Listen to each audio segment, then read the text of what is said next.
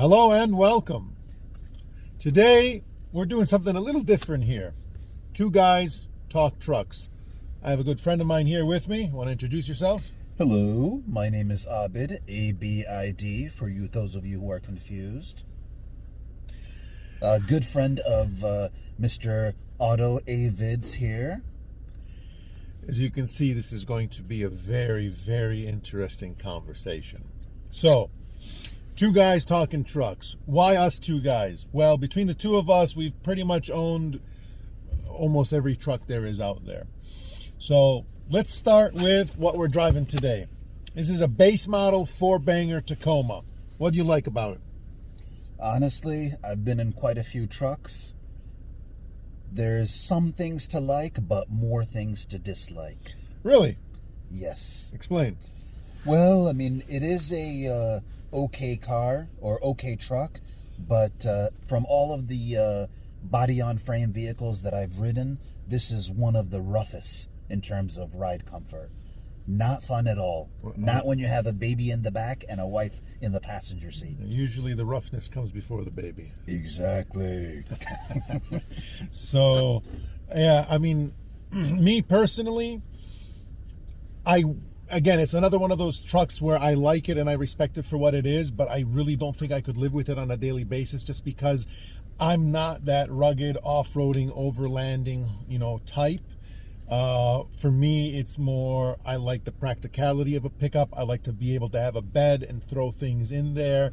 And I just want the, all-wheel drive, four-wheel drive for inclement weather. I'm not going mudding. I'm not going off-roading. None of that. Which brings us to the next truck, which we've both owned. Well, you still have yours. I sold mine because I wanted to get a new one, and then all the craziness happened, and they're too expensive, so I'm holding off. The Ridgeline, Gen 2. I loved mine. So much so I want to buy another one.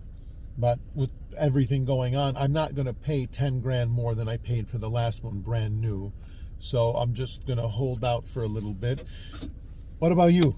Oh yeah, yep, Honda Ridgeline. It's one of my favorite vehicles, actually, that I've owned. I haven't owned very many. I've driven quite a few vehicles, but definitely one of my favorites. Very, very comfortable ride, very quiet ride, and very, very family-friendly ride. Very versatile as well, as we both know. As a matter of fact, after I sold it, my wife said, "Oh, I like that thing." And I was like, "Why didn't you say something? I would have kept it. I wouldn't have sold it." She didn't say anything to me the whole time, but afterwards she said that's a truck that she liked because it was big enough to be practical, but small enough to be practical as well to drive.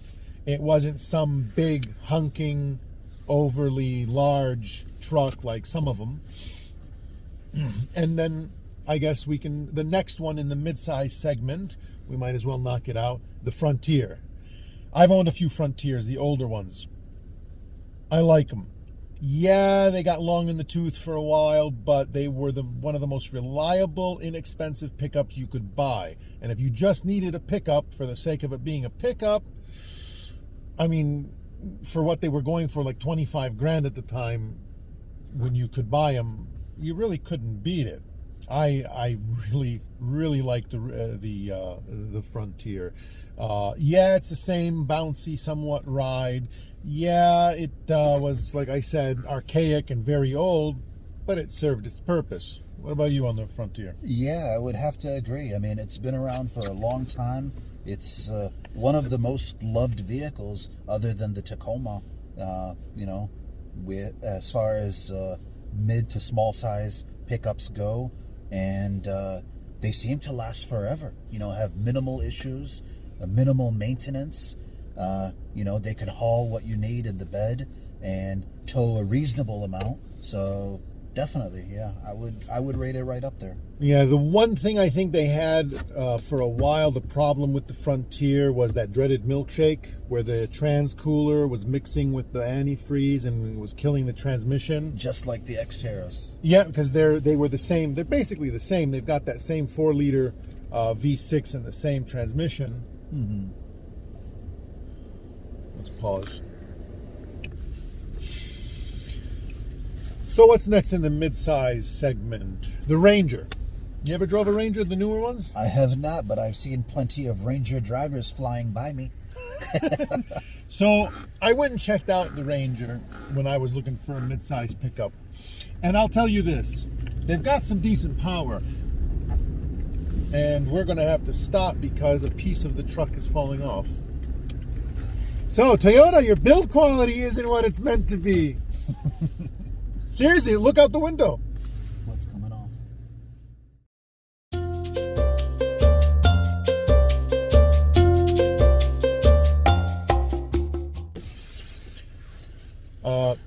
Just for a second here on the Tacoma, we just learned something. It felt gutless, but then we looked under the hood, and it's got a 3.5 liter V6. And, I mean, you're talking, what, 278, 280 horsepower, and it can tow 6,800 pounds. That's more than my GX470. Oh, yeah. And more than your GX460. Oh, yeah. Mm-hmm. That's a lot, and more than the Ridgeline, obviously. Mm-hmm. So that's a big, big bonus for the Tacoma. Well done, Toyota. I mean, some of your designs are questionable, but you've got a good, towing capacity on a mid-sized truck. All right, so back to the Ranger. From 0 to 60, quarter mile, all that. I believe it's the fastest mid-size pickup. But do you really buy a mid-size pickup for 0 to 60 times? I don't think so. It's narrow. When I drove it, I was extremely close to my passenger. And I, like to have a little bit of space when I'm driving. But, I mean, it's a decent truck, and for those who that's what they're looking for, it'll do the job. It is, I think, a little bit better on fuel economy as well because it's a 4-cylinder turbo.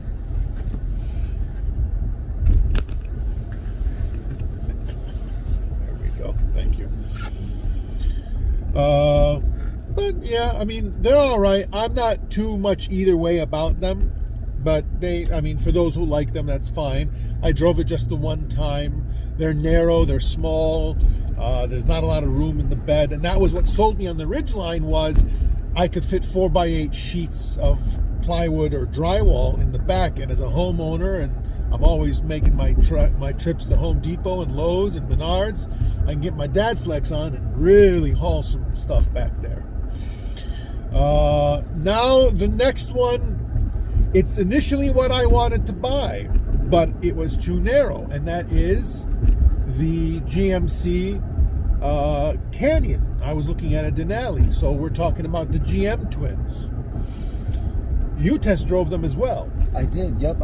Before I actually bought the Ridgeline, I looked at quite a few mid-size pickups, and one of the things that was really drawing me towards the twins, the GM twins, was that 2.7 liter diesel engine. And I went to the Chevy dealership, went ahead and test drove it. Initially, the gentleman just wanted me to test drive it on my own, but I told him, look, I'm usually have a passenger in the passenger vehicle, so I really need to get a feel for what it's like with somebody next to me. And within the first few minutes, I knew I was in the wrong pickup truck. Our elbows were literally touching each other, and it is a quite narrow vehicle compared to a lot of other vehicles that I've driven.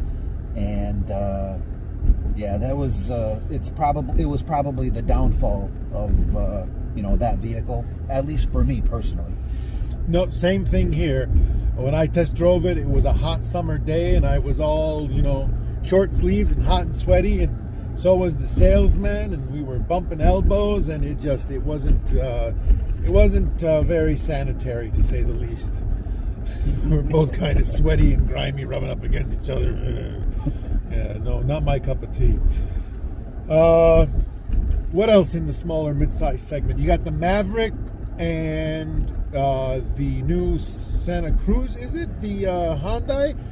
To me, those are fall in the same niche almost as like what the Subaru Baja was. Mm-hmm. It's basically a 4-door sedan with an open trunk. I mean, I'm sure some people will disagree and they may have some practicality, and I may need to look at one and drive one to, get a feel for it, but that's my take on them. How about you? Yeah, I mean, I would have to agree. They're definitely newcomers to the family, so, I haven't dealt into, much of them yet, but, yeah, I mean, it's something to look into. It's definitely an interesting concept, so there are a lot more of these vehicles starting to come into that particular, style and usage, so yeah. The good thing is I believe they're 5-seaters. The Baja, if you remember, the Subaru Baja was a 4-passenger, 4-seater. And just like the Honda Element, that's what kept me from buying one. Was that, I had a few, but right now with a family, that 5th passenger capability makes a difference. I mean, some of us want even more seating room, but 5 is the minimum. And just to make it to 4 makes it that much less likely for someone to buy who has family and needs the space, as compared to, their comparable SUVs that have other vehicles that have that 5th passenger in the middle. There goes a Ranger right there. They are everywhere. Now let's get into the big dogs. What's your personal favorite from the big trucks? I'm gonna probably have to go with the F-150. Oh, Ford man. Just the versatility in terms of packages, options, availabilities, engines. Ford is all over the road with those. So it's a big attraction as far as somebody that would want a custom package versus some of the other larger pickup trucks available on the market. I could only do an F-150 if it had the V8. As a guy who works on cars, I'll tell you, the EcoBoosts are nothing but trouble. I mean, they're great when they're new, but once they start to get some miles on them, they're very troublesome engines. Most of the guys I know that work on cars really don't like working on them at all, me included. I mean, not only do you not have as much room because it's a turbo, but then you're also dealing with the fact that I don't know what Ford engineers were thinking. They just have so many problems. I, as a matter of fact, almost bought an F-150 recently.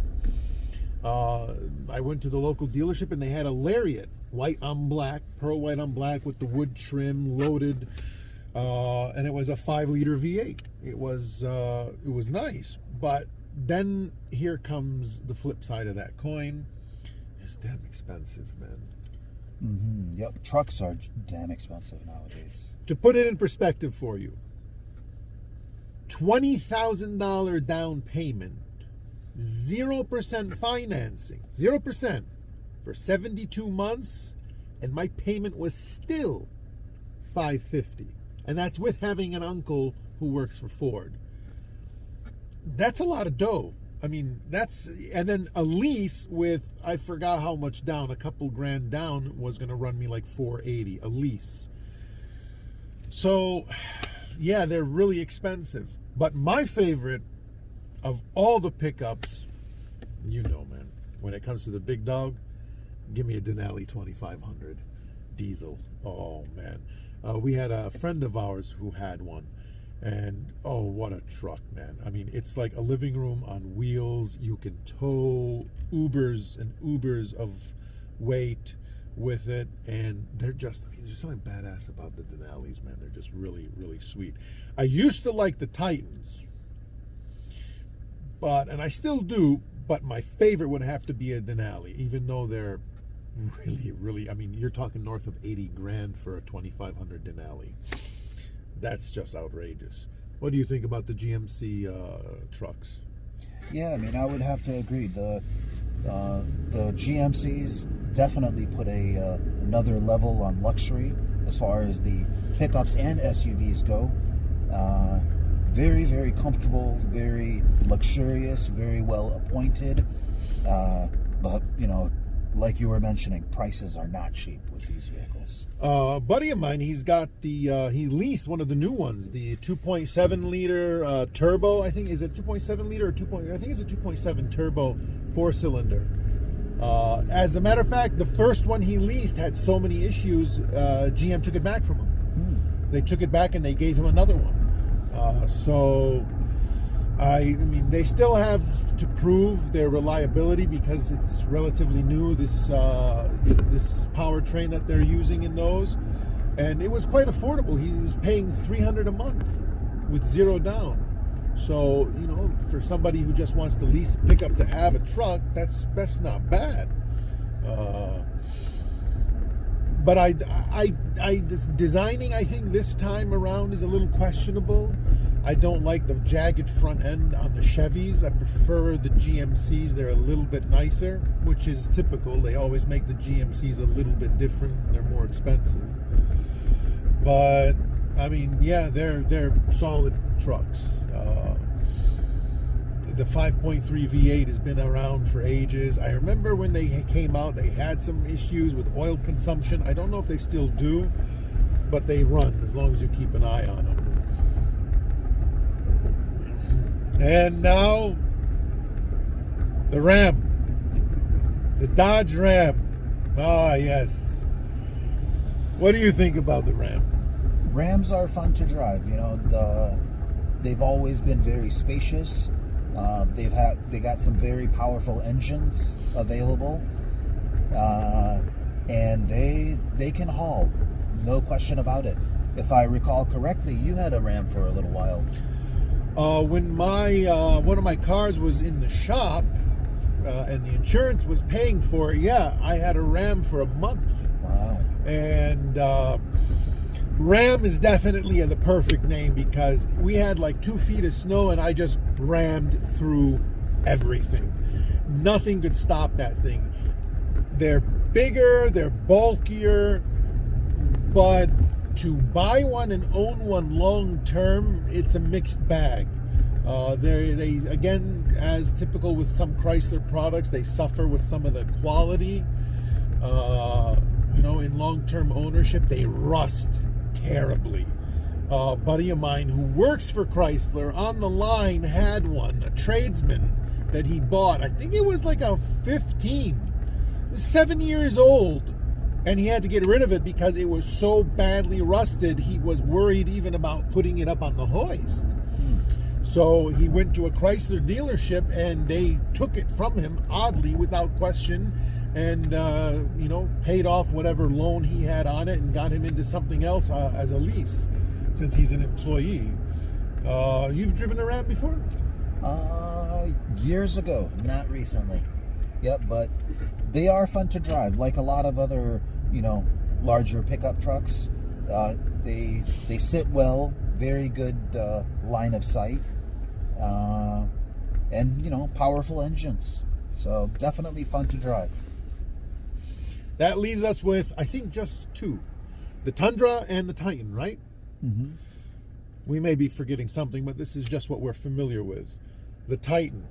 I love the Titan. I've loved it since it came out. Yeah, it was a latecomer to the game, but that engine, when it came out in, was it 04, when that 5.6 came out for Nissan? Oh man, that thing was just a powerhouse. And I love those trucks. I really do. It's sad that Nissan's quality declined over the years because of poor leadership and whatnot.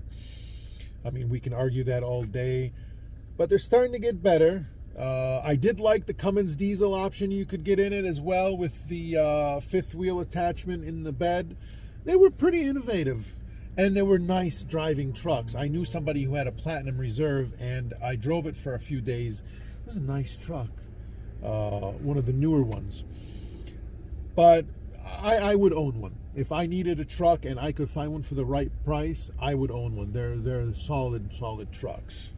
Yeah, they're definitely underappreciated. You know, in this part of the country that we're in, you know, you see a lot of the, you know, big three vehicles, and you rarely ever see Nissans over here. If you head down south, you'll see actually a lot more. And actually, we're just driving. there's a Titan right there. Mm-hmm, yep.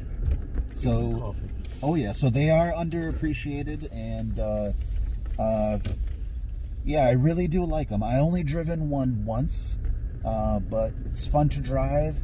The luxury package is very, very nicely appointed. Lots of space, and yeah, I mean, it's definitely a consideration. And last but not least, today, the Tundra. We knew somebody who bought one. Remember a few years back, that big blue one that he bought? Mm-hmm.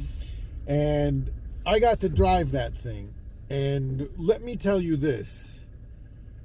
My God, was that thing a big truck. I mean, I don't know what it was about it, but it definitely felt larger than some of the other trucks. I don't know why. It might not be, but when you sat in that thing, you genuinely felt like you were king of the road in that sucker. And my God, was it a big truck. Of course, Toyota, they did suffer years ago from the frames rusting. All the Toyotas, the trucks, they had that issue. The Tacoma, the Sequoia, the Tundra, they had the frame rust issue, and that tarnished the reputation a little bit. But you still have people that'll buy them. They don't care. They'll still buy them no matter what. They're just brand loyal. And Toyota and Honda in general, those are two brands that people are, customers become very loyal to.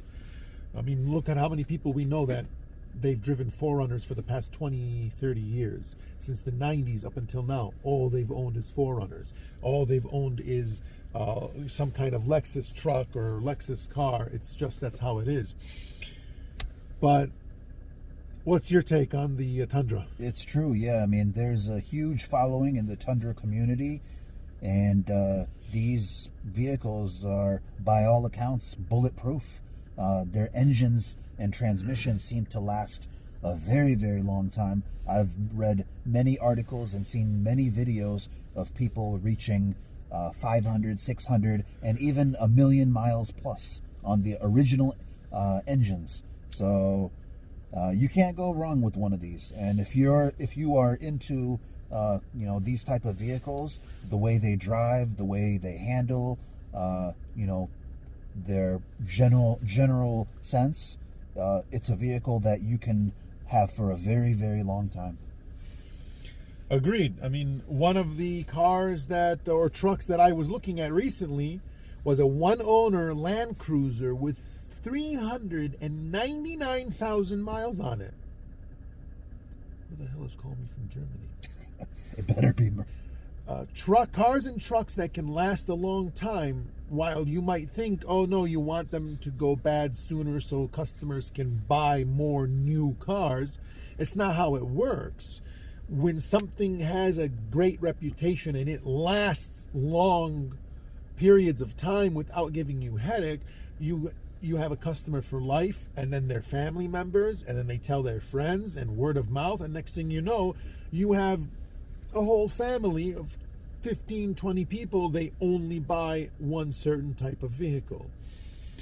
And in my humble opinion, I think that's where a lot of the loss of business towards some manufacturer has come, because they get too worried about making money and business and selling more cars, and they don't build them to the standards that other manufacturers do. And people work hard for their money. Not everyone just leases a car for 2 years and throws it back. Some people want to buy the car and keep it for 10, 15, 20 years. And, you get people who they wind up leaving, certain manufacturers and certain brands because they feel the reliability is no longer there. Yeah, I mean, I would have to agree. SUVs, larger SUVs and pickup trucks, these are, by all, purposes, tools. So, when it comes to a regular sedan that just basically carries people and a little bit of cargo, those vehicles, you can switch out, with whatever frequency you want. But when you have a larger vehicle and you invest so much money into it initially, you expect it to pay a certain return. And for that reason, you have to start off with reliability, and from there the vehicle speaks for itself. Exactly. One last point, if I forgot to mention on the Rams, there's one condition or one feature that Ram has that trumps the rest, and that's the Cummins diesel. Mm-hmm. Duramax is great, Power Stroke, but for those who know, the Cummins diesel is hard to beat. I mean, yeah, they'll eat through Chrysler transmissions left and right. Yeah, the frame and the body might rot to hell and the engine's still going strong, but if you take care of them, I mean, there's an example. There's a YouTuber who just bought a 1,000,000-mile, almost, it's got like 996,000 mile Cummins, original engine, but he's on the third or fourth transmission, but 1,000,000 miles, 1,000,000 miles. Mm-hmm. On a workhorse of a truck, not just a commuter car. It's a workhorse. The guy used to use it for hauling parts and towing things, and it's got 1,000,000 miles on it. So, yeah, kudos to Chrysler for keeping that relationship. I mean, it's hard to beat a Cummins. Definitely. I frequently like to go on Auto Trader and such websites just to search highest to lowest miles, for my amusement. And those diesel engines, they do last for a long time. So, definitely. All right. Hope you enjoyed this episode. We're trying something a little bit different. Maybe we'll do it in the future, two guys talk whatever. And make a series out of it. Let's see how this one does. Thank you so much for being available today. I appreciate your time. Thank you. And as always, thank you so much for watching. See you next time. Peace.